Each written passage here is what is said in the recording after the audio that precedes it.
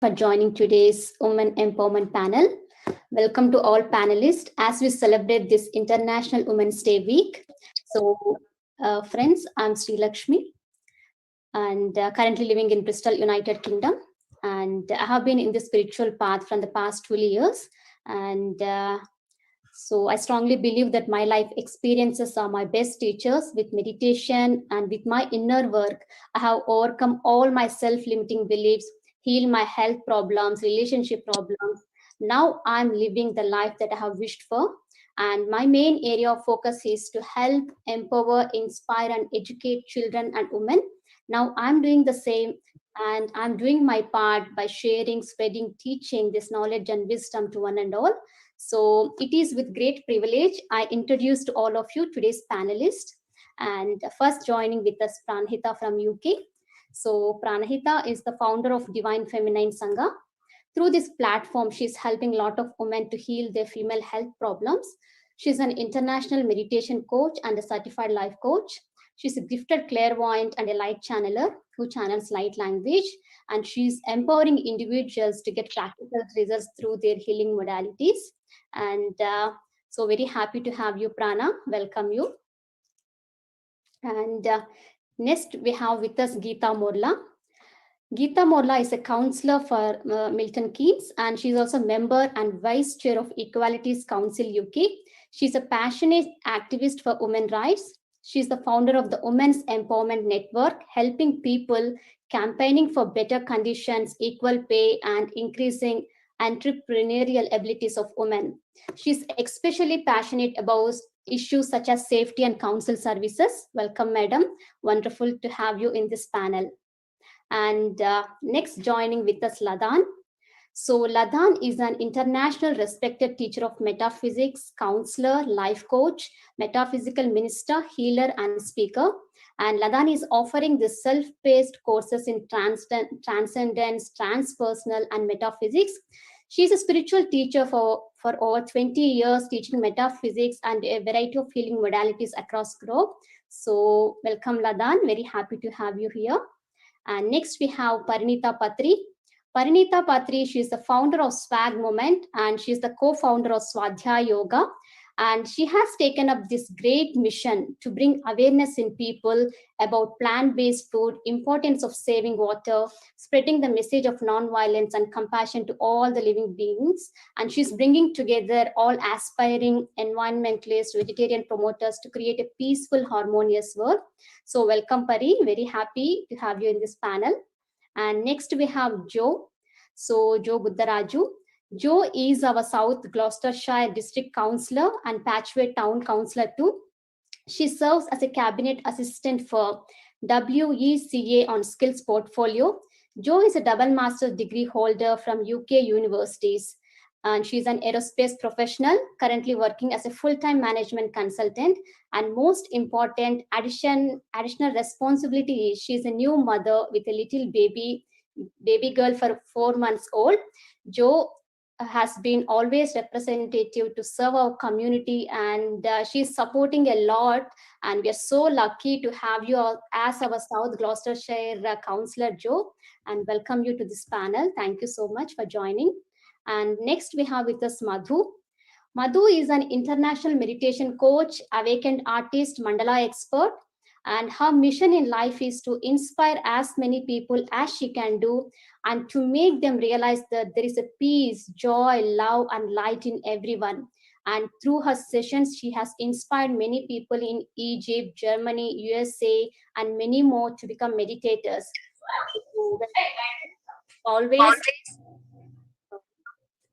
So it's always pleasure to have you. And next we have with us Ashley Ramschlag, and she's a Vice President of Digital Services. She's a trained domestic violence advocate, supporting victims and survivors who reach out to domesticshelters.org. For Ashley, the best part of working with this organization is the opportunity to solve problems. So, to solve problems that otherwise might not be solved for domestic violence survivors. Welcome, Ashley. And friends, we request everyone to please be on mute so that we can continue this program. And yes, friends, it's super exciting to have these amazing panelists. Now let's start. Now let's start off our session with Pranahita. So Pranahita, so it is a great blessing to be born as women for all of us. But many women undergo a lot of rejection from their childhood, from society, rejecting their bodies by comparing themselves with others, not accepting their femininity, and many women carry many fears. So, how will accepting the divine feminine side can heal female health problems? Over to you, Prana.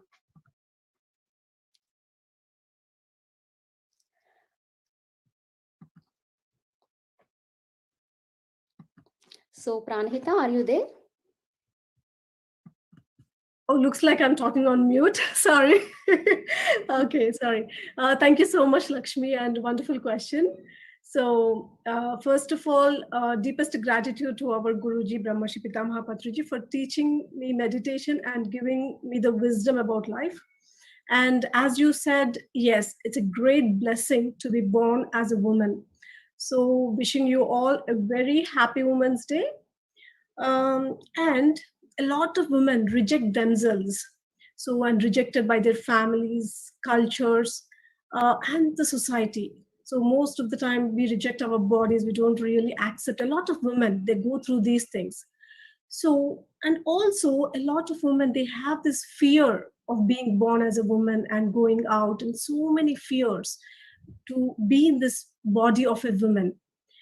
But the divine feminine qualities within you have nothing to do with whatever our culture defines us, or however the society defines us, because the society is defining who you should be and you should not be, and how you have to behave. So all these things, there are so many rules for a woman. So we have to just break all those boundaries and start accepting ourselves. The divine feminine is there within all of us, irrespective of the gender, but we have to start accepting that divine feminine inside us. So I've been experimenting on this divine feminine from the past almost close to an year. So as you mentioned, there are so many health problems that are coming into women's body, like fibroids or infertility issues or PCOD, overbleeding, and all these period related issues, and premenstrual syndrome. So all these things, mainly because they're rejecting their feminine side. So as I mentioned, we have been doing it as an experiment, accepting the divine feminine, and there is a lot of difference in all these women who have been experimenting along with me. They have miraculously got rid of all the fibroids and all these so many issues that I'm talking about, all the PCODs or infertility issues, and so many other things that are coming into the body because of rejecting the feminine side. Because as the new age spirituality and the science clearly defines, more than 98% of the issues are psychosomatic. So when we are not accepting ourselves, when we are not able to balance our emotions, they come into our physical body. So the main thing is we have to accept ourselves. We have to release all those old belief systems that how a woman should be and should not be. So let go of all those cultural conditioning and tap into the beauty, because women is about beauty, the grace, and especially we have to accept our uniqueness, because every woman is unique. One size doesn't fit all. In the same way, every woman is unique in her own way, and we should always accept that. That is very, very important. Once we start understanding the feminine inside you, because you are unique, when you understand your unique feminine side, then automatically everything will be healed. So yeah, that's all, Sri Lakshmi. Thank you. So that's wonderful, Prana. Yes, what you said is very true. We have to accept our feminine side. The same happened with me. So just by accepting myself, I have healed my irregular periods and many health problems. Thank you so much. And yes, now next we have with us Counselor Geeta. So Geeta Morla. So we are so proud that you are the first Telugu counselor in UK. And please speak about the importance of women in politics, as we need more female leaders in politics who work with heart-centered approach, because women always operates from her heart and they are more collaborative. So what is your message for younger generation who are interested to serve this nation? Hi, everybody. Happy International Women's Day. Very proud of all the accomplishments I hear. Beautiful panel today. Lovely to meet all of you all. It's a pleasure. As far as I am concerned, I have come to this country in 2007, got elected as a councillor in 2014. That is the first time in the history of United Kingdom a Telugu person got elected.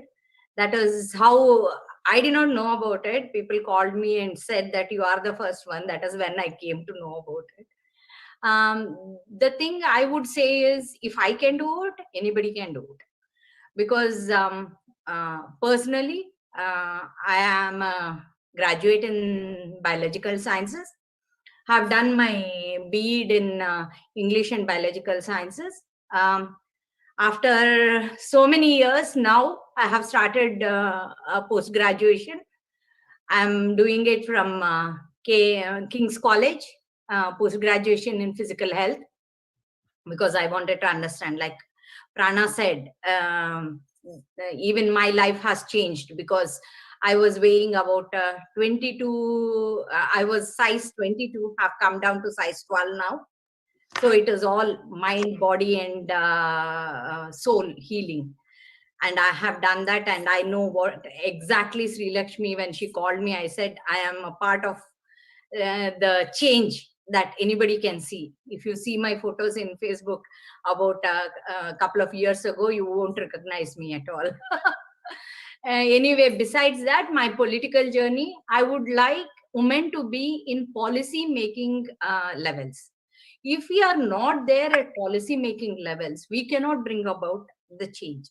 Even today, in spite of so much of advancement, so much of modernization, still women are only about 15 to 20% in politics.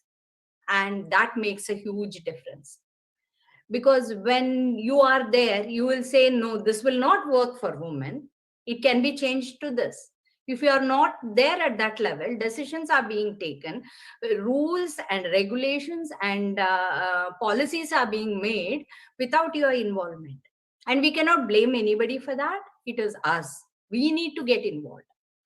The more we get involved, the more changes we can bring into the life of women and children welfare. For me, that is a passion. I love feminism. I am a feminist. That doesn't mean to say that I don't appreciate men. They are equal, and without them, we cannot perform. I can tell you that from my heart, because today I'm standing here and talking to you all, the support of my family, my husband, my kids, who have pushed me way beyond. When I was in school, I wanted to tell you this very, very clearly. Whenever my teacher used to ask me a question, I knew the answer. I was a very good student. But what I used to do is I used to tell that answer to my friend who used to sit next to me.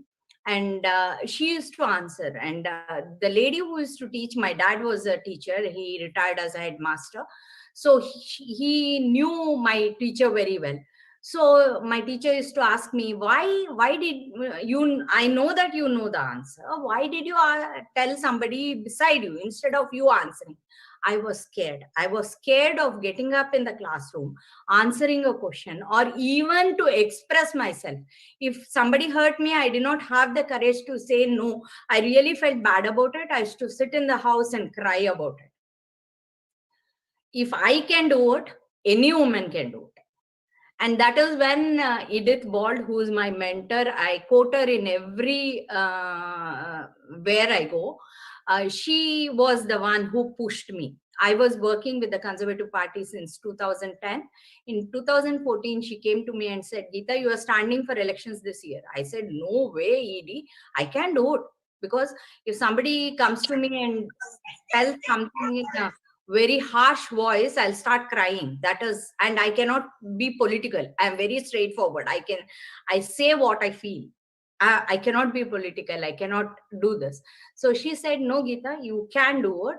Just try.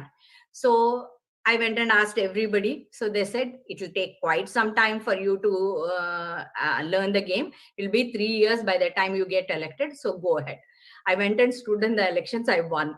So I did not know what to do.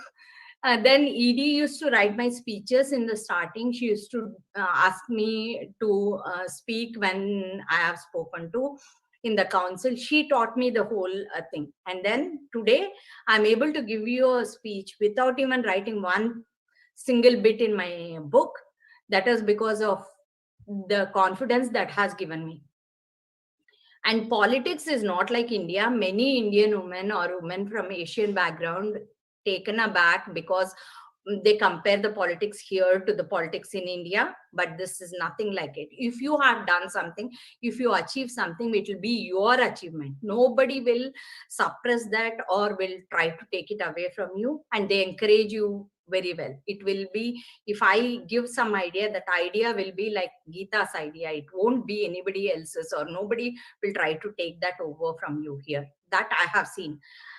All my colleagues in the council and now in the parish council, I really owe everything to them, because every single bit they have encouraged me for me to reach to this level. And for the younger generation, please, please, kids, you need to come into the politics and you need to make a difference, because only you all can make a difference for the future and for the women and children of the future. And please take up the roles wherever possible, any small role, right from the, you need not be a counselor, but you can take up positions where you can go and make a difference, attend council meetings, attend parliamentary meetings, and give your opinions. That makes a huge difference. Thank you very much. Thank you, Sri Lakshmi. Yes, wow, beautifully said, Geeta ji. So your life journey is so inspiring. So you're inspirational to all the women. Thanks a lot. Thank you so much. And yes, friends. And next we have with us Parinita Patri. So Pari, we know that you have given many workshops on women empowerment, helped in translation of many women books, and you did a lot of women empowerment sessions. So what are the responsibilities that every mother should have, Pari?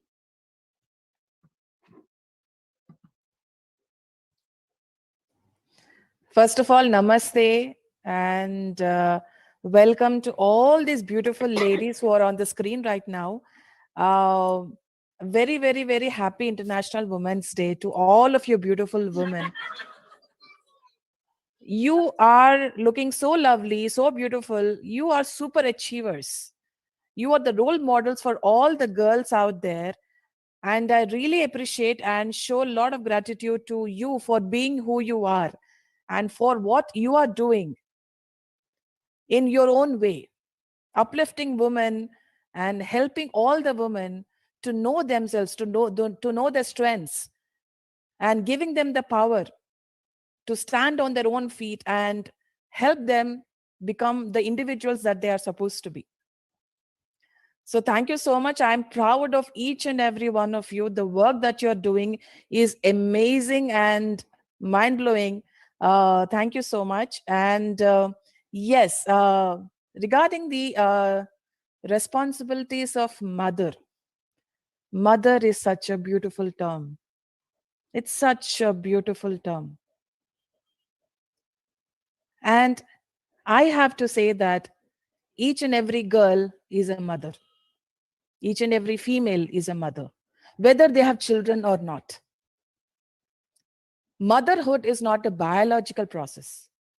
It is a psychological process. Every girl has a mother in her heart. And there are so many responsibilities that, mothers should do for their children. Many responsibilities are there. And I'll just quote a few with your permission. One of the responsibilities of mothers is that if at all possible, they must not, they must teach their children as early as possible about the law of cause and effect, my dear friends. Law of cause and effect is that what you sow, what that you reap. And many mothers forget this small point that, you know what, my child, if you do this, you have to face that. Are you ready for this? So in that way, mothers need to teach their children about the law of cause and effect. And mothers need to discipline their children with love.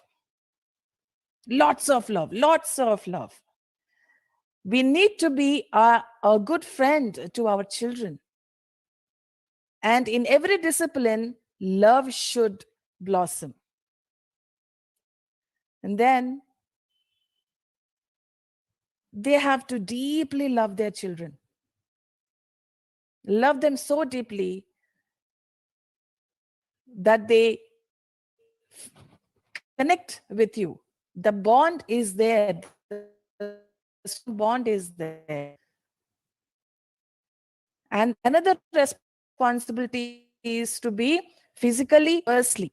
If you're planning to have a child, you need to be ready for all these, in all these facets. Each and every mother needs to be enlightened before they become a mother. A mother needs to be enlightened so that that mother can give the child education in all the factors involved: physical education, mental education, emotional education, and heart education. These are the 4 aspects which a mother should really enlighten and educate the child in all these factors, especially heart. A woman is nothing but heart, my dear friends.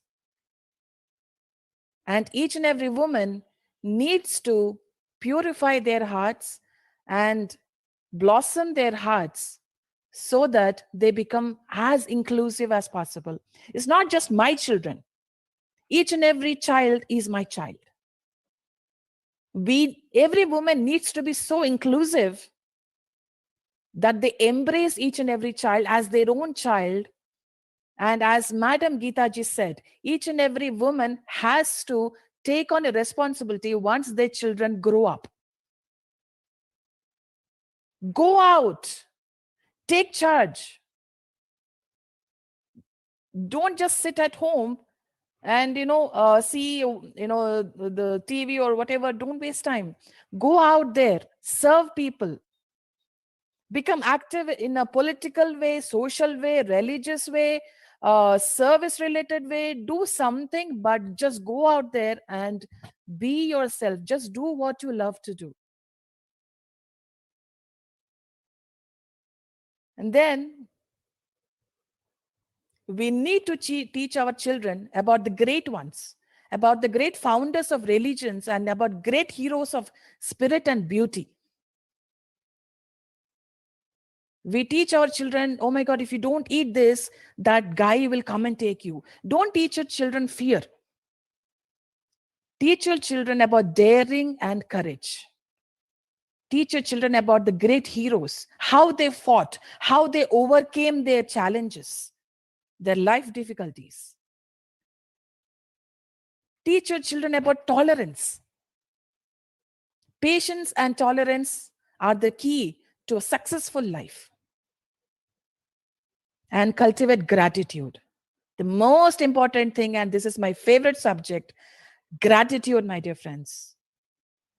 Gratitude is the road to happiness, and that is what will give you loads of satisfaction. And we need to be grateful for each and everything that we already have in our life. We need to appreciate whatever we have in our life: the food on our plate, the shelter that we have, the whatever money that we have in our bank accounts, the job, our friends, our family, all our loved ones. We really need to appreciate what we already have. Because when we appreciate what we already have, it will grow 10 times.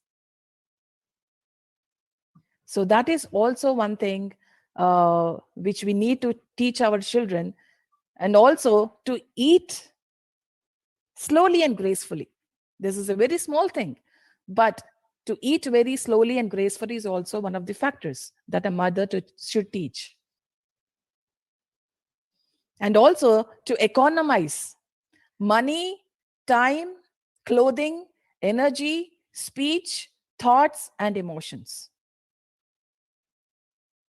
These are all some things which the women need to teach the children about economy. Everything should be used in an economical, wise, and appropriate way. And the mothers should teach children about planting trees, gardening, taking care of Mother Earth, which is a very important and vital aspect. So these are one of the responsibilities that I wanted to talk about. And there are many, many more, but I just, amalgamated them into one crisp thing. So these are the few things. I'm not a biological mother myself, but I feel that everyone is my child. I feel that responsibility, and I feel that I need to love all my children. Thank you so much, Sri Lakshmi, for giving me this opportunity. Wow. Hats off to you, Pari. Thank you so much for sharing this enlightening wisdom about motherhood and responsibilities of the mother. And thanks a lot, Pari, once again. And yes, friends, so next we have Ladhan. So, Ladhan, as a spiritual life coach or 20 years of experience, we would like to know how important it is for women to love herself, because most of the women keeps giving to her family, to everyone, and giving less time for herself. So share about this self-love, self-empowerment, how she can empower herself. Okay, thank you. Thank you for this opportunity, and greetings to everyone, and happy Women's Day, or as Sadhguru says, happy Feminine Day. So what I first of all like to bring to all of our attention is that every soul carries a percentage of feminine energy and a percentage of masculine energy. And although we might be in a female body in this lifetime, every single one of us have lived in a male body also, as have the males in this current lifetime have lived as a female. So in order for us to live in full balance, we must have equal amount, equal percentage of feminine energy and masculine energy. Otherwise, there will be an imbalance. And for thousands of years, our world has been male dominated, but for very, very good reasons. What has been happening? The male domination took us back to the very core of our being, allowing us to recognize who we are. And now that the divine feminine has once again risen, has once again awakened, whether we are a male or a female, we're now able to go within and recognize that we matter. And as rightly you said, Sri, females are very giving. We are very receptive to energy, but we're also, what we do is that we expand that energy. So we're very much heart-centered because our biological status is dominated by our right side of the brain, which is the creative side. The creative side of our brain brings in compassion, caring nature, that nurturing side of us, that we just want to care for everyone and everything. But we must also remember that many male also carry that, and the rising of the feminine energy, the divine, that goddess energy has also been awakened in many men. So that nurturing, that compassion, that caring aspect, it's also become awakened in them.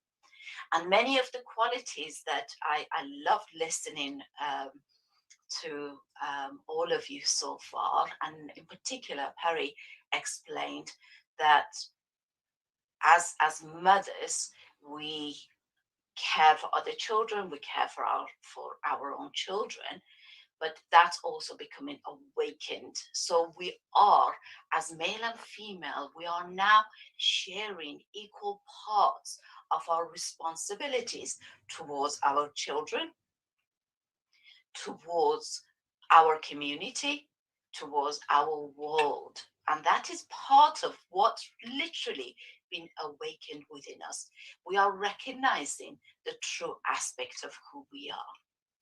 Now, going back to the question of we're constantly giving, and a lot of times as compassionate, as empaths, we forget about who we are. That's part of the conditioning that the society have made us to be. So I know when I was growing up, if I actually cared about me, I was seen as being very selfish. And my parents were saying, you need to be caring about other people. Why do you even think about yourself? So that was part of the conditioning of what was expected for us, to become a caring person for others. And as a result, we gave away all of our powers to others. And we became a victim. We became a victim. And so we were always having to survive in the victim consciousness. But that's all behind us. That was all part of the lessons that we needed to learn to discover who we are. And now, this is something that I always say to my students, is that how can we love others fully when we have gaps within ourselves? So the concept of unconditional love, the love that carries no condition, no judgment, no expectations, only comes from the point of being fully fulfilled and recognizing that self-image, the shape that we are, the color that we are, the size that we are, fully accept that, fully honor that, fully love what we see and what we are about. And once we are so filled with that self-love, then whatever overflows is that we can wholeheartedly share with others. And when I talk about the concept of self-love, there's a difference between self-love and ego-dominated love. The ego-dominated love expects. So if I do something for you, then you will love me back. That's totally different. The concept of self-love is recognizing that I am worthy of being happy. I am worthy of having a healthy body. I am worthy of being loved unconditionally and also giving off love unconditionally, and many more other concepts. So the key to this balance is to love the self first. And that loving the self is one of the most profound healing processes that a person will undergo. Because perhaps for many lifetimes, we have been conditioned to give, to give, to give to others and forget about who we are.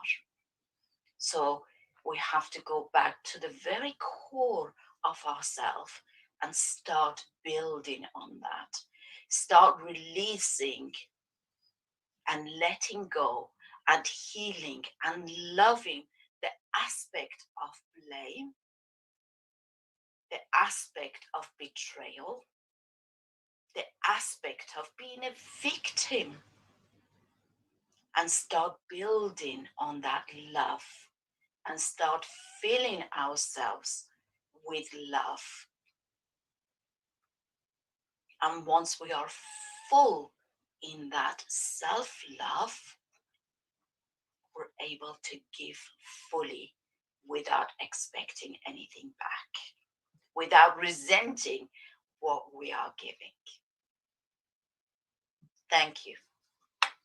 Wow. Thanks a lot, Ladan.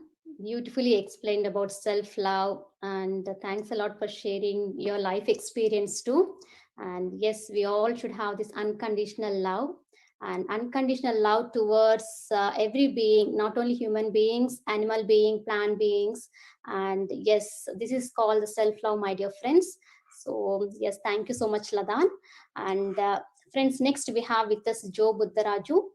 And Joe, you're very inspiring to be elected as counselor in this very young age. And I would like to know, what was your defining moment to take up this work, to enter into this politics and do this service? Thank you, Sri. Thank you very much, first of all, for organizing this and doing all the background work for having this successful event. A very, very happy Women's Day, International Women's Day, to all the panelists here. It's my pleasure to be among some of the well-established and well-known, I'd say, more encouraging and thoughtful and mind-sharing individuals here, especially women individuals here. In order to share my experience, how I have actually led myself into politics, I wouldn't say very young age, because there are much more younger generations who are getting involved, which is very good. One very, very thought-provoking and a few incidents in my life have made me the person who I am today. Just to share a few things, I have always been an outspoken person, never having any fear to talk in public. As a child, I grew up with all the, I'd say, good qualities, what an empowered woman should have. However, one very discriminating, or I'd say more blocking points, which I have seen in my life, have always been where people, or especially people who are unable to speak up, or people who have always been used to a stereotypical mentality of our behaviors, have seen somebody, especially a girl, who comes up and talks in public, which is unacceptable at so many stages. They'd come back to me and say, "Oh yeah, is it? How did you feel that? What's made you think like that?" Or they'd want to shush, or they want to stop you from actually sharing your view, or being undermining yourself, or making you feel more awkward. I have been through many of those stages, which made me feel very, very I'd say unhappy, or I wasn't pleased to be in those circumstances. However, when I go back and reflect, there is no difference between a man and a woman, to be fair, because everyone is an individual, everyone has got their passion, and we have a right to actually express. There is nothing wrong in expressing what you feel, unless and until there is a complete mistake in what you actually say. So you should never be discriminated, is what I've always been taught as I grew up, and I was one of those people who actually stuck to what I learned. I'd assess everything end to end, make my own judgments. Based on my judgment, I'd be able to, yeah, definitely I'll go back to the coach or the mentor who I have, who I believe is the go-to person. But definitely I would, if I find that it is the right point to mention, I'd never have any fear. So those qualities come back to more perseverance, fearlessness, never ever self-discriminate or underestimate yourself. Whoever tries to do that, there are ways of saying no, which is one more important quality which women today fear to say no, because everything what is pushed at us is taken up without having to say, yeah, I can do, but you know what, you can take some as well. This quality is something which we are lacking nowadays. So all these things put in place. And there was very, very interesting a read I have I've seen in one of the Times articles, and very inspiring one. I think at end of 2019 in India, there was a Citizenship Amendment Act, because of which there was a lot of I'd say unrest in the country. There were a lot of protests which happened. And one very interesting thing is there was an 82-year-old lady who was called, I think, Bilkins Dadi in the article which I read. She had been to the protest. She was 82 and a woman. She had been to the protest every single day. She was there. All those chilly nights, she made sure she was there all the way from morning till the night, every single day. There was no reason for her to actually be there because of her age and because of her gender. Anyway, she would not be cared. However, she was very thoughtful about what is good, what is not good, and she was expressive. I think this is very important quality. When I moved into this new estate where I'm living in right now, there were so many issues here. We were trying to reach out to different people to get it solved, which never happens. It takes very, very long. Yes, they may solve, but it takes a couple of years. So I was like, why wouldn't I take the responsibility and be the voice of my own public? That's how I started my first steps. Then came those absolute discriminations, which I anyway was expecting them to come through my way, saying, you know what, why would you do it? Why would you not ask Venkat, your husband, do it rather? Thank you for the advice. Well, if he's interested, he can as well. Not he can take my position, he can as well, because this is my interest, my personal choice. So those barriers always been there, but there were two choices for me then. I'd say, yeah, thank you, and I'd go back into my own nest, or break those barriers and come out saying, I will do it. I do not have any problem in doing this. I know it is an additional responsibility, and I should be very careful in doing my duties in addition to all my work which I have today. But I'm happy to take that up because it's my passion. And as a woman, I don't see a discrimination to be the fair thing to happen. So those, outspoken qualities, being completely fearless. As a politician, you'll have to have thick skin. That is something different. Both men and women should have. But as a woman, you should never, ever be discriminated. And you should be bold enough to say whatever comes to your mind. Never have any fear to express yourself. So this is what I'd like to say in this short time. But thank you so much, Sri. Thank you. Wow. Wow, so really amazing, like be fearless and setting that healthy boundaries, and so no discrimination. So thank you so much for bringing all these amazing points with all of us, and you are really inspiring, Zoe. Thank you so much. And yes, friends, next we have with us Madhu from Germany. And the World Health Organization always says that there is no health without mental health. So it is integral to everything that we do. So Madhu, what are the reasons for depression, and how can we help the people or bring awareness in women who are suffering with depression? Yeah. Share with us about this importance of mental health. Thank you, Lakshmi. Thank you for having me here. Namaste to all, and happy International Women's Day. And And it's so empowering to listen to all the beautiful women who have shared their views on different topics, and I'm so grateful to listen to all these things so that I can implement in my life. I can reflect upon in my life. And today, Lakshmi, when you were asking about the depression, yes, I went through the depression phase. I was in depression for quite some time. It was in the year of 2009 that I had a miscarriage, and I went into a deep depression. I was not knowing how to come out. First of all, the people who are in depression have to realize that they are in depression, what they're going through. They have to understand what they're going through. They should not say it's nothing. They should not say like this is a regular thing, or a woman should just suppress her emotions and keep it to herself. Never. We should never do that. So when you are going through something, you have to express, and there might be some solution out there. So for me, Lakshmi, when you asked how to come out of this depression, is to realize, first of all, to realize that you are in depression, and to second thing is to express, and the third thing is to, like seek help, and help not just from others, seek help from your own self. Thanks to my family, thanks to my husband and his family, that they came to meditation long back, and they've been telling about meditation. And in 2000, I got married in the year of 2008, and I became mother just a few months after our marriage, and it's just because I wanted to be busy.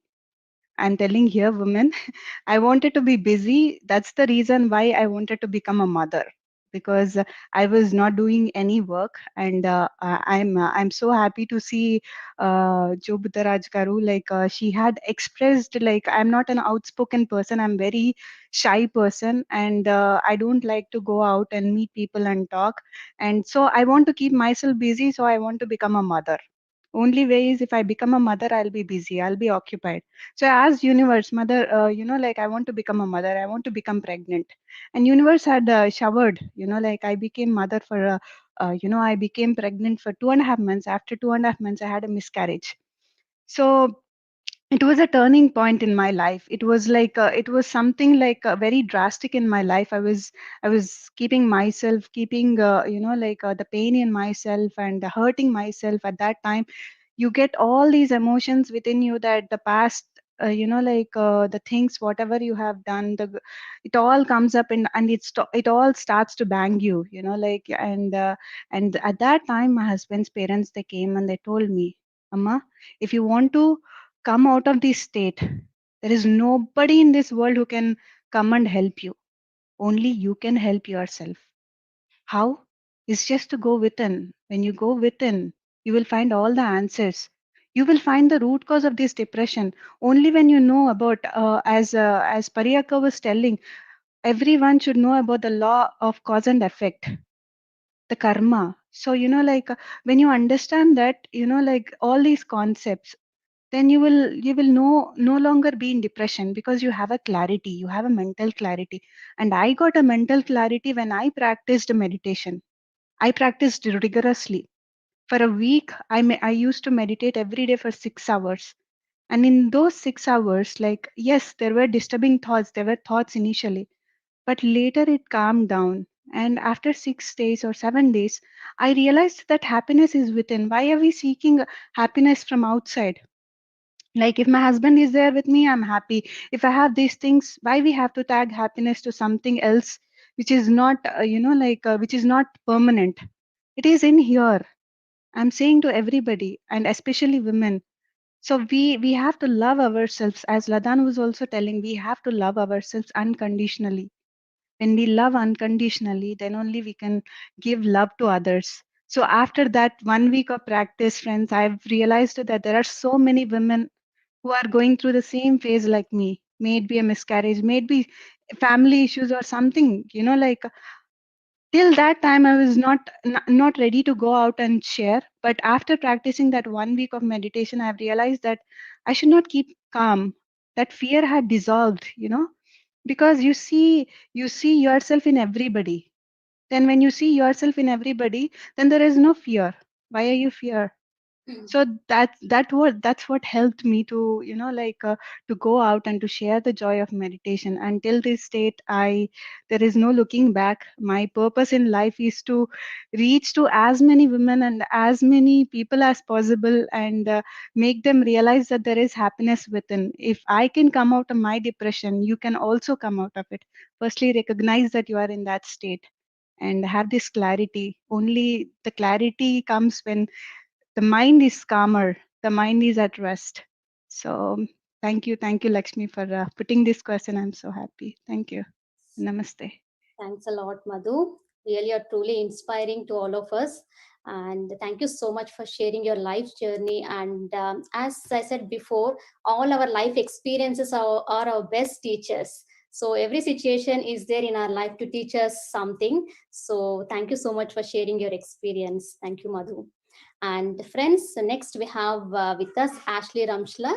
And Ashley, welcome. And I saw your website and it's very wonderful. And through your organization, help tools, healing tools. So I would like to know what motivated you or inspired you to do this work. And also I would like to know how important is to educate the girl child regarding the body changes that she goes through in her teenage, because when I saw your website, you clearly mentioned about this woman going through this domestic violence, especially the teenagers. And could you please throw some light on this? Thank you. Absolutely. Well, thank you so much for having me today. This is such an honor. It's so grateful to be here to celebrate International Women's Day with this remarkable panel of people. And so, domesticshelters.org, the organization I work with, based in the United States, our mission is to, bring light to domestic violence issues and information through using technology. We're all online and virtual and web-based. And so kind of what the inspiration was behind this organization, and I'll share that I joined the organization, later on once it was up and running.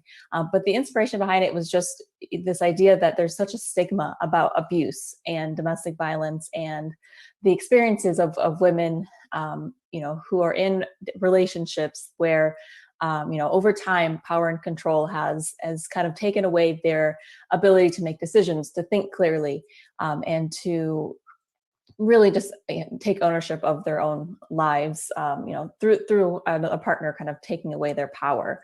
And so what we are doing is creating information, resources, articles, videos, all different kinds of things that are going to help people to kind of recognize if abuse is going on, and also take steps to seek help, whether that be through a local advocate, through having the right conversations with a family member, things of that nature. So the inspiration behind the site was really just the fact that there wasn't a place where people could go and start to collect that information, start to recognize what the signs of abuse are, and find ways to heal and to move forward. And so, one of the biggest things you had mentioned, I'm glad that you brought up the idea of younger women and how abuse affects them, and how we can send the right message to them so that to empower them to recognize those signs early on. Here in the United States, we just actually celebrated Teen Dating and Violence Awareness Month, and through that, the campaigns that we put together helped to show young people, women and men, that no one deserves to be abused, that abuse is not okay, that everyone deserves to be respected and loved. And if someone makes you feel uncomfortable and makes you feel unsafe, then that is not what love is, and that you should be able to speak up and kind of own your own life and your own journey, and kind of what happens next. So that's one of the most important things that we taught through Teen Dating and Violence Awareness Month, was that love shouldn't hurt, and that everyone deserves to be respected in relationships. And so, with that, I did want to just mention, one of the other initiatives that we're doing through, it's perfectly well timed with International Women's Day, is that we're working on celebrating the efforts of the people who are, making a difference in the lives of people who are abused. And that is through our Purple Ribbon Awards. So it's an international program where we're actually shining a light on people who are, doing the work in the field every day, who are, taking the calls for people who are trying to escape an abusive situation. And so we're very grateful to be able to shine a light on those people through the Purple Ribbon Awards. But with that, thank you so much for the wonderful question. Yes, thank you so much, Ashley. Wow, what a great initiative like Purple Ribbon Awards, and thank you so much for acknowledging every woman who are trying to make the difference in the society. Thanks a lot, Ashley. And again, coming back to Prana. So Prana, this question is related to work life and balance. As you worked as a senior manager for a reputed IT company, and how to balance family life, work life, while taking time for our own spiritual or meditation practice? Yeah. It's very, very important for all the women, and not only for the women, but for everyone who is working, Lakshmi. So as soon as I graduated, immediately I joined a company and I started working from there. And it's very different when you're studying and when you're working, and even when you're single and when you're married, and then when you become a mother. So balancing everything is very, very important. And I read somewhere that work-life balance is less about dividing the hours in your day evenly between work and personal life, but instead it is more about having the flexibility to get things done in your professional life. But we still have to take time and energy to enjoy our personal life. That is very, very important. And also, the first thing to remember is that your work-life balance may not be the same as your co-workers or your friends. So never ever compare yourself with others, because others' life and priorities may be different. For example, for me, before marriage, in my first job, I used to work from morning 8 o'clock till 11 o'clock in the night. But I really used to enjoy, because that was my first job. I was learning so much. I was taking some extra work and I was really enjoying. But immediately in the next job, I didn't feel like taking extra work. So at that time, I wanted to focus more on meditation, because meditation entered into my life. So whenever I got time, I used to go and attend some meditation classes. And then after my marriage, I was spending some time with my husband. So I didn't want to take extra work and all those things. So, but after moving to UK, and once I started working as an IT manager in Royal Bank of Scotland, but the things were different. So everywhere the culture difference and so many things will be different. So never ever compare yourself with your coworker. So that is one of the important things I learned in my, I think, close to 14 years of career. And after that, when my daughter was born, I didn't want it to work because she was my priority. But I would not suggest the same thing with everyone, because everyone's choice is different, everyone's life is different, everyone's priorities are different. So what is your priority? You have to prioritize and make a clear plan and routine of what you need to do. And other thing is, ask for help when required. A lot of women, they usually don't ask for help. They want to try to do everything by themselves. I know women are very powerful and they are multitasking, but still, this is a very good quality, and it's a very good divine feminine quality. Once you develop that, your life will go smoothly. So ask for help when required, and say no when you can't do it. Just do not try to push yourself and do not break yourself. So say no if you can't do it. So, and the other thing is, as I previously also mentioned, we have to stop judging ourselves. So most of the women, how much ever they do, they underestimate themselves and they start judging themselves. So by the law of attraction or the vibration, once we start judging ourselves, people also start judging us. So accept whatever you are doing or whatever you are not able to do. So just accept that and take some baby steps. So try to improve yourself instead of blaming yourself and underestimating yourself. That's very important. So always it's about accepting and enjoying your life. And the other quality that work for work-life balance and also for everything that's very important is stop expecting for appreciations or approvals from others every time. Start appreciating yourself for whatever you are doing. And one of the important thing as a woman, we have different moods and emotions, because as our menstrual cycle goes on, we'll be having ups and downs of emotions, and we have to first accept that as a woman in this lifetime, we are in this woman's body, and we'll be going through all these things, and that's okay. That's the beauty of a woman. So she'll be having some highs and some lows. So observe your body, observe your patterns, and whenever your body needs some rest, give it some rest, ask for help. And in some countries, there's something called as menstrual leave, and I hope in all the countries, in all organizations, hopefully in the future we'll have that menstrual leave, so that at least women will get some rest during menstruation. Or so that's very, very important to balance our emotions and be more mindful. And it's not about taking a holiday once in a while and running away from everything, because usually, especially after moving to UK, I have seen that once the summer comes, everyone would want to go for a holiday, just run away from everything, and everyone is on the beach or on a holiday. But it's not just about running away once in a while or once in a year, but it's about taking every day.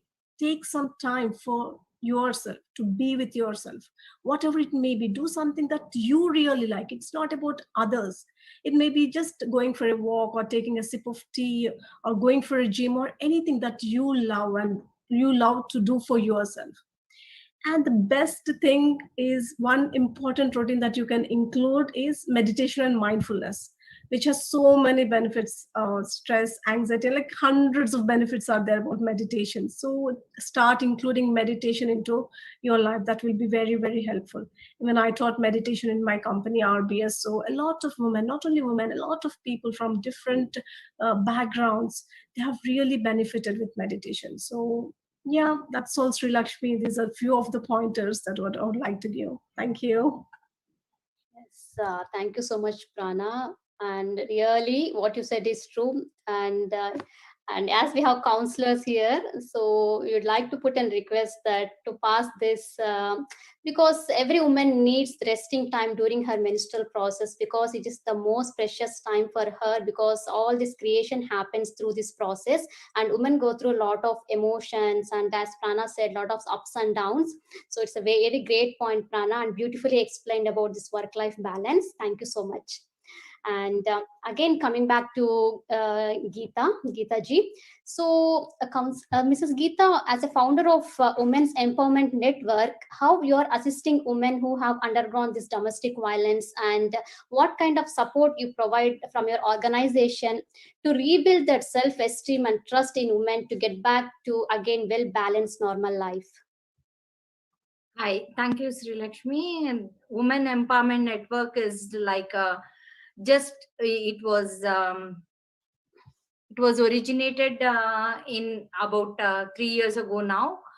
We started it with one person who was undergoing domestic violence in her life, and she was not able to come out. Her brother was assisting her. That is how we came together, me, Amjad, and a few of us. And we started this Women Empowerment Network, wherein like people coming from India or from Asian background, when they come to this country, there are a lot of avenues available for a woman who is suffering domestic violence. But many of them don't know how to reach out or how to ask for help. And especially as Prana said, we and many of the women have said, we have that fear in us that we don't go forward and ask for help. That is basically inherent in us. I don't know how to solve this, but most of the things what has happened is these women don't understand that not only they are suffering, the main reason they don't want to go out of the houses is, or get out of a relationship that is abusive, is the reason that the kids, they think that they will be taking those kids away from the father and giving them a single mother or a single parent life, which they are scared about.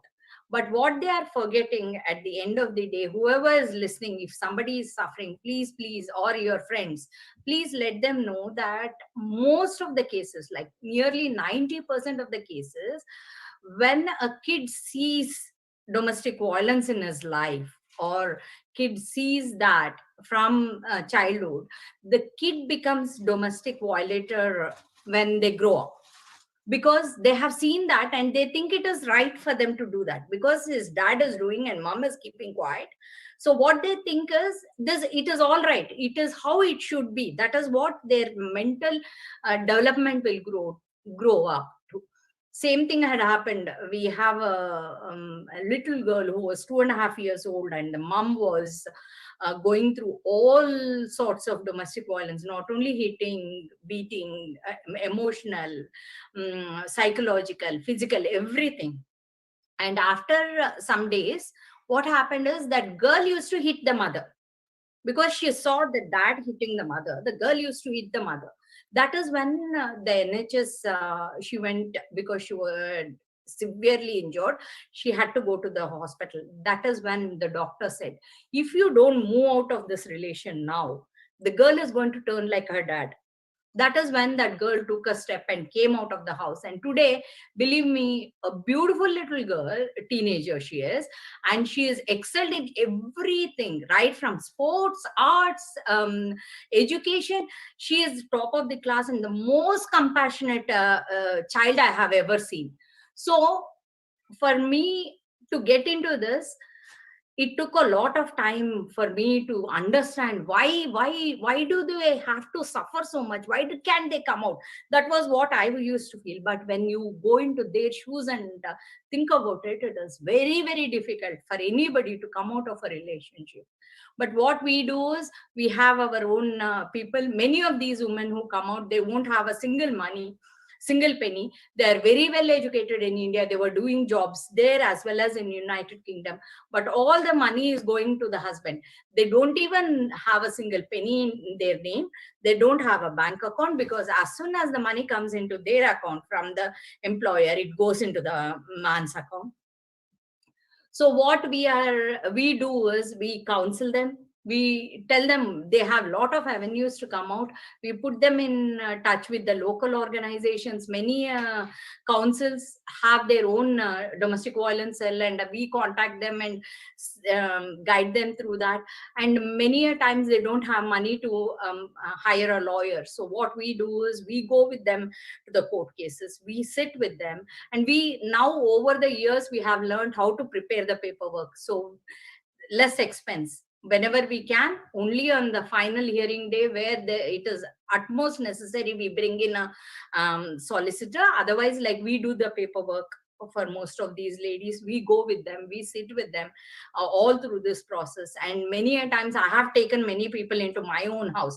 Many people have many ladies have come and lived with me with their kids until they go find something good. So we help each other out, and whatever we have, we are doing it with our own thing. We have not got funding from anybody. Whatever we do, our strengths are what we have. Like, I am good at talking to people and convincing them and trying to explain things. Amjad is good at paperwork. We have a good amount of all those ladies who are benefited by us have joined the team now. We are a good team of 20-25 people now. I'm so proud that all of them, it is not me now. Each girl who has undergone and who has come out of the situation has settled well, tries to talk to the people who are undergoing those circumstances now. So Women Empowerment Network, that is our organization. And what right now we were supposed to launch our website, and the whole thing because of COVID it has been put aside. But most probably when everything returns back, we want to get it out as a single one place where they can get every information about domestic violence. That is what we do. Sri Lakshmi, thanks for giving me this opportunity. And Ashley, I'm so happy that I have met you. I want to connect with you, and hopefully we can do a lot of things together to help these girls. They are really in need of help, and they have nowhere to go. Wow. So if we can do it together, it will be wonderful. I'll be coming to you with. Yes, let's connect for sure. And Sri Lakshmi, thanks a lot, because I have every single person I have met through this panel is amazing. They have taught me so many things which I did not know myself. And Jo, I have met her from the day one when she got elected. She is an amazing person, and she is an inspiration for the next generation to come forward and take things forward. And she is doing great work in spite of having a kid now, a very new mother. Thank you so much, Geeta. Thank you, Sri Lakshmi. Thanks a lot. And to all those women, only one thing I want to tell is women can multitask. We are the only ones who can multitask. And if we can multitask a home very well, we can multitask a nation, we can multitask a state, we can multitask a city. So please, please take up your positions and do something, so that every time you make a difference in somebody's life, it will give you immense satisfaction, and you can go to bed peacefully every day. Thank you. Thank you so much for it. I'm privileged to be part of this panel. Wow. Thank you so much, Geeta ji. Really such a down-to-earth person, simple, and so happy to connect with you. Definitely we'll work together, Geeta ji. And thanks a lot for encouraging us, for inspiring us, and kudos to all the work you're doing as a counselor and to all the women. Thank you so much. We are so privileged to have you in this panel. Thank you so much. And yes. Thank you, dear. I think I need to disconnect because I have to get into another call in another 15 minutes. Thank you very much. Yes, thank you so much. Thanks a lot. Thanks, everybody. Bye-bye. Bye-bye. Thank you. Bye. Yes. So friends, in just 15 to 20 minutes, we'll be winding up this session. And thanks a lot, Geeta ji, once again. And coming back to Madhu again. So Madhu, like you were in Egypt for 8 years and you have seen different cultures. And where do you feel that women need to work on so that they can come out and contribute more to the society? Yeah, I think Sri Lakshmi, it is everywhere like that. Everywhere, any part of the world, like women has to learn how to love themselves, how to take care of themselves. If they take care of herself or themselves, they take care of the family very well. Like they, as wonderful Geeta ji was telling, Jo Butraju was mentioning that, like once you take care of yourself, you can do multitasking. You can be good at everything. So all over the world, the woman has to come out and express herself, and like not to confine herself, not to be shy and not to fear. So I have lived in Egypt, and I've met many people, many women, especially who are undergoing through a lot of domestic violence, and they don't have anybody to share to. What I want to tell here is, please, friends, if you have come out of your states of depression, please be available. Please be there to listen to our fellow women, because that is very much important. Be open. Do not judge that woman, what it is, what she went through, or like just listen to them, because that's where many people have fears, because if I share something, people will judge me that I'm wrong.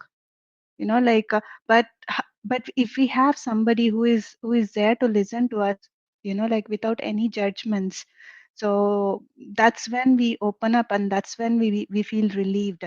I think all over the world, women have to support women, and once the women support the other women, like and support will be like can be from the husband. For me, my husband had supported me when I was going through that. So the only thing is, they have to help themselves, and they have to share, and they have to be there together. So that's what I would like to share, Lakshmi. Thank you so much, Madhu. Thanks a lot for sharing all these beautiful tips. Thank you so much. And yes, again, getting back to Jo Buddharaju. And so, what are the important qualities that you have learned or implemented as when you go to the public, you are the public person, you must have incorporated a lot of qualities in you. So, after becoming the counselor, so what are the qualities that you inculcated in you? Yes, thanks, Sri. Um, as I've already mentioned, a couple of qualities, and I'd like to repeat on those because I feel they are very important. Trying to be more fearless, perseverance is something very important, and never ever underestimate what a woman can do. Therefore, you do not judge yourself before coming out. So it's extremely important to be, open and fearless in saying everything that you want to say. And very, very important thing, again, as a counselor, which I have learned over time, is try to work a couple of steps beyond where you want it to be, because you should expect the unexpected turns, which could actually block you before coming out. Especially as a woman, we do have all these social barriers which are against us. So there are multiple facets that come through your way, and you have to make sure that you're strong enough and you're actually putting it out against everyone out there in a nice and gentle way, because women can always be nice and gentle while giving the harsh facts out. So it's important to estimate or establish what could be coming through your way beforehand, work through those, and prepare yourself quite well. Yes, there'll be number of things that people will come and say, no, no, no, you cannot do this. How would you do? You know what? This is what happens when a woman or when a lady enters politics, because it's never been like this. Yes, absolutely. Because there were no women, there were no enough women available. That's the reason why we are suffering today. Rather, let's have the right people included within the discussion, so that things can open up and things can actually be more encouraging for every aspect of life, and not only one-sided decisions like it's always been. So all those fearless talks, I'd say I've learned quite a lot.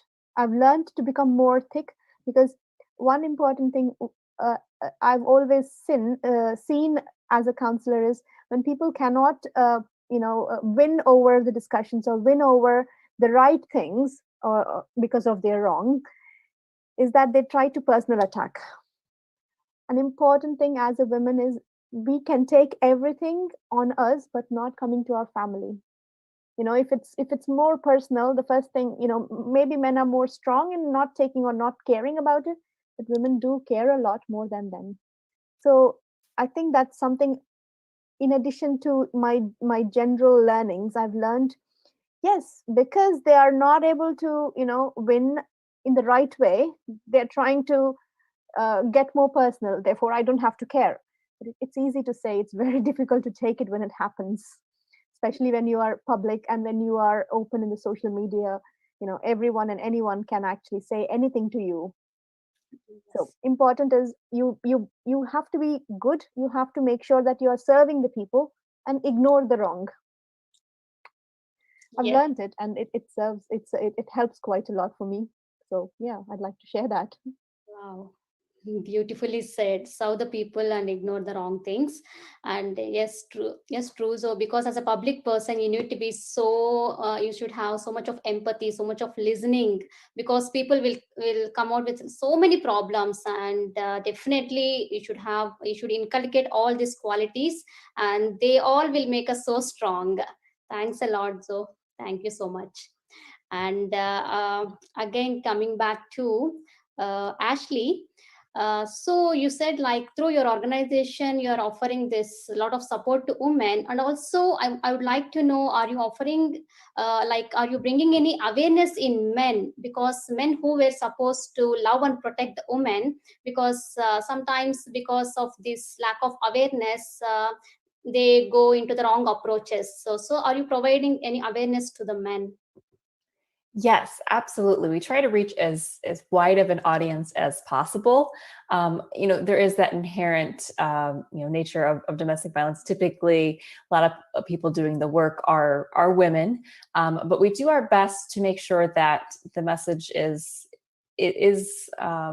tailored to everyone in a way that helps people understand that it's not a women's issue. It's a humankind issue. Domestic violence affects every single one of us, not only, directly the people who are being abused, but, in terms of the economy, the amount of dollars that are spent on care for things that should never have happened because there's something that someone chose to do to hurt someone. And so we try to make sure that the issue of domestic violence is framed and brought to the attention of all people from, all different walks of life, to make them, kind of really understand that it affects everyone, and it is everyone's, it should be everyone's issue to take up. Yes. Thank you so much, Ashley, for sharing this wonderful information. And again, coming back to Ladan. So Ladan, humans are all about these emotions, and women suppresses her emotions a lot. So how to balance this emotion, especially when she has to tackle these difficult situations, especially with her partner or with her mother-in-laws. So could you please shed some light on this? Yes, of course. These are the obstacles that we face in life all the time.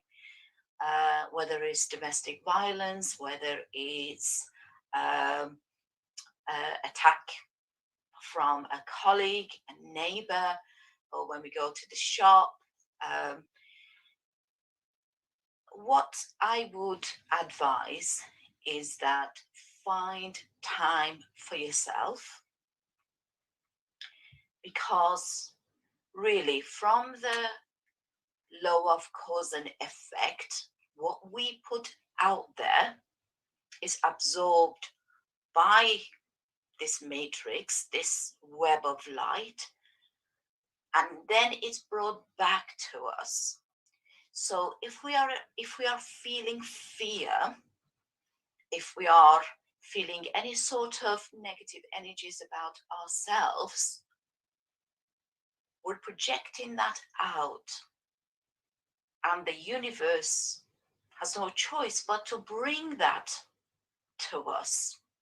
It's not about blaming the self, but it's about being a reflector. So whatever circumstances happens, we need to reflect on what could I do, what I should do next time, so that I don't put myself in that awkward situation. So if I'm going to face a neighbor who's quite aggressive, I'm already feeling that sense of anxiety. That anxiety will create dents in my auric field, which actually weakens my own energy. So when I go and face that aggressive neighbor, I'm already weak in my energy, in my senses.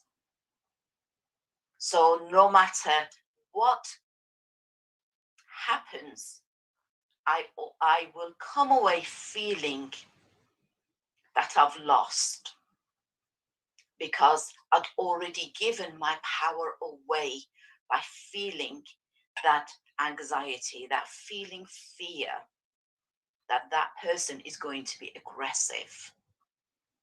So it's about reflecting what we could do, what I could do as a person, to stop putting myself in awkward situation. So if I know that my partner is going to come home and my partner is going to be really, really tired and probably had a bad day, I'm not going to start a discussion that's going to get his back up, because automatically it's going to end up being a situation that I'm going to lose. So what I need to say to my partner is obviously very important, but I need to choose the right moment when my partner is open to receive what I have to say. But also, how we say things brings a positive impact or a negative impact. One of the things that my father always used to say to me is, taste the words in your mouth. If they taste sweet in your mouth, then share those words. If they taste bitter, the outcome will then be bitter. So analyze how we're going to address things that would be received in a positive yet firm manner. But also find time for yourself. As Madhu said, meditation is one of the keys that helps us to bring that strength back, that inner strength back, because it helps us to feel what feels good and what doesn't feel good. So give yourself that special time, even if it's 5 minutes, 10 minutes a day. It makes a huge difference in your life, in your everyday happenings. It gives you that strength and that sense of empowerment that you can handle anything. Hope that brings in clarity. Wow, Ladan, really amazing. Like the words you have said, taste the words in your mouth. Really, when you're speaking that words, really they were heart touching. Thank you so much for bringing this lot of awareness. Thanks a lot, Ladan. And yes, friends, meditation is the key, as Ladan said. And thanks a lot once again. And coming back to Pari, and Pari, I would like to know what is the effect of food on our thought process. So Pari, you're on mute. Hello, my dear friends. I feel that you're all my soul sisters, and this is a family get together, which I'm feeling right now. And each and every one of you, I won't get tired of saying this, that I'm so proud of you. The way you're helping in your own way, everyone. So earlier I was talking about women, and women, as I said, is heart, and heart is full of compassion. So I have started meditation since I was 4 years old, my dear friends. And my guru, my father, my friend, my guide, my philosopher, Brahmashri Pitamaha Patriji, has taught me meditation when I was 4 years old. And since then, I have been meditating every single day, and I have been teaching, spreading meditation, and making everyone do meditation since then. And I was already born in a plant-based food family, being a vegetarian. But since November 2018, I have become completely plant-based. So I was talking about mother. And let me reiterate the term mother by saying that we are rather mothers, not only to human children. We are all mothers to our animal children. Just because they belong to a different species doesn't give us any right to discriminate. A woman must go back and check on her heart, because compassion is what needs to be in each and every woman's heart. Check your plates, check your glass, check your cups. Is it filled with compassion, or is it filled with torture, suffering, and murder? Is it filled with blood, or is it filled with a beautiful garden? You, my dear woman, are a temple. You're a beautiful temple. So in this temple, what is it that you're putting in through your mouth? Is what is so important. In India, we say sattvic food. We all are sattvic beings, but somewhere we get lost in the society norms and the programming, mind programming, and social programming, that we lose our heart. So I urge each and every woman out there to leave all the animal products aside. And please, please, please consume only plant-based food, because that is the real food. Animals are not our food, whatsoever may be the reason. Animals are not our food. I urge you to shift your focus from your mindset, from your taste buds to your heart. What does your heart say about killing animals and cooking them and putting them on our plates to consume?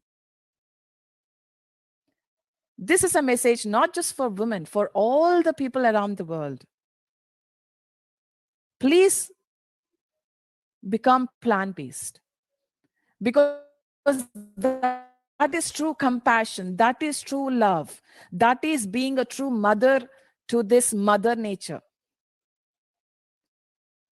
Be a mother to all living beings, no matter what form they are. If their bodies are different, their species are different, whatsoever may be the reason.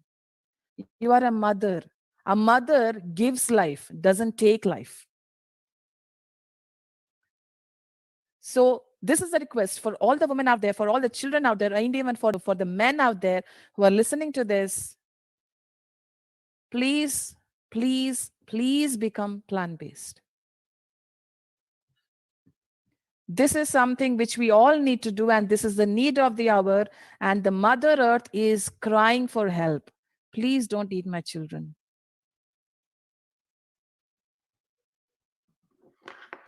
So this is something which we all need to do. Consume plant-based food. I have left dairy since November 2018 because I have learned, I have seen some disturbing videos of how the cows or the buffaloes are made to stay pregnant their entire life. As a woman, you do not want the other woman to suffer like this, wouldn't you? So, in India, we worship cow as a divine goddess. So, it is a divine goddess. But somehow, we forget our taste buds, and these all overcome our heart. So, what is it that your heart is saying about all these things? Do you have compassion in your heart? Please share it with the animals also. Please be compassionate to animals, no matter what field, whether it be for food, for experiments, for science, for cosmetics, for entertainment, for sports, for anything, for fashion. Please be compassionate. And I urge each and everyone to please adopt plant-based food, to plant as many trees as you can, and to save our natural resources. Thank you very much, Sri. Thank you. Thanks a lot, Pari, for sharing the importance of plant-based diet. Yes, friends, everyone should become a vegetarian. And the main principle of our organization is becoming a vegetarian and to become a master of meditation. And thanks a lot for this amazing panel. Really had a wonderful interaction and discussion with all of you. And there are so many key takeaways, my dear friends, for the new people who have joined this panel for the first time, for all the advanced meditators. So meditation, mindfulness, self-love, coming out of all our fears, being fearless, and everyone is inspiring in their own respective fields. And yes, as a woman, we need to respect our menstrual cycles, and we need to balance both our work life, family life, and at the same time our spiritual life. So yes, every woman should come into the politics, be outspoken, be heart-centered, be compassionate, be kind. And thanks to all the goddesses and gods who have attended this panel. And thanks to Patriji for gifting us all this, for gifting us this meditation and this importance of plant-based diet, importance of pyramid energy to all of us. And kudos to all the masters. And thanks a lot once again, my dear friends, for making this panel a beautiful, grand success. Thank you so much. Yes. Thank you, Sri Lakshmi. It was very wonderful joining this session, and thanks to everyone who joined today. Wonderful. Thank you. Thank you. Thank you very much. Thank you. Thank you so much. Yeah. Thank you all. Thank you so much, everyone, for being a part of this. So meditation and plant-based food are the two mantras which will save our life and will make our life a paradise. Please meditate. Please adopt plant-based food. Thank you so much. Thank you. And thank you so much, everyone. And my last word is love yourself as much as you love others, all beings on life, on earth. Much love to you. Thank you, Sri, for organizing. It's a privilege to join this and learned a lot. It's an amazing panel you've actually put together. Thank you very much. Thank you, Zoe. Thank you so much. And yes, friends, happy International Women's Day to all of you. And let's celebrate together. And yes, being a woman is a great blessing. And let's celebrate and honor ourselves. So thank you so much. Thank you, everyone. Bye. Bye.